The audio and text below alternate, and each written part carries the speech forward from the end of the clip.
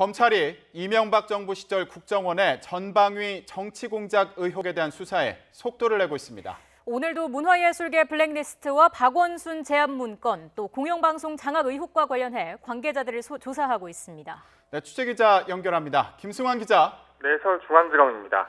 네, 추명호 전 국정원 국장이 오전부터 소환돼서 조사를 받고 있는데 어떤 의혹과 관련된 거죠? 네, 추 전 국장은 오전 10시 50분쯤 검찰청사에 도착해서 피의자 신분으로 조사를 받고 있습니다. 출석 당시 이명박 전 대통령에게 보고가 이뤄진 것이냐는 등 취재진의 쏟아지는 질문에 침묵을 지킨 채 청사 안으로 들어갔는데요. 다만 연예인 블랙리스트를 만든 게 국익을 위한 활동이었다고 생각하느냐는 질문에는 말없이 고개를 끄덕였습니다.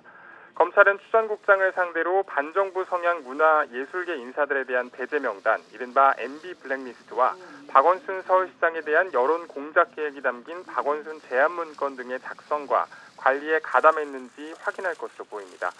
앞서 검찰은 지난 25일 추 전 국장의 자택에 들어가서 관련 자료를 확보해 분석하고 있습니다.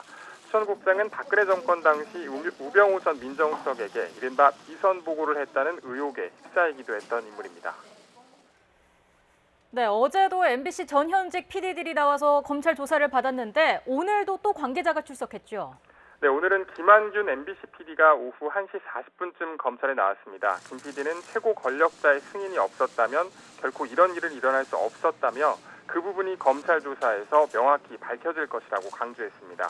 또 인사조치 당시 사장이었던 김재철 전 MBC 사장을 두고 누군가 조종하고 있다는 생각은 했지만 청와대가 기획하고 국정원이 공작했다는 것까지는 생각하지 못했다고 덧붙였습니다.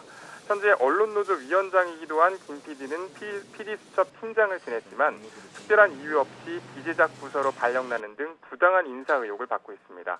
앞서 국정원 개혁에는 원세훈 전 원장 시절 국정원이 방송사 간부와 PD들 가운데 정부 비판 성향이 있다고 판단한 이들에 대해서 교체를 계획하는 등 인사에 부당하게 개입하려는 정황이 담긴 문건을 발표했습니다.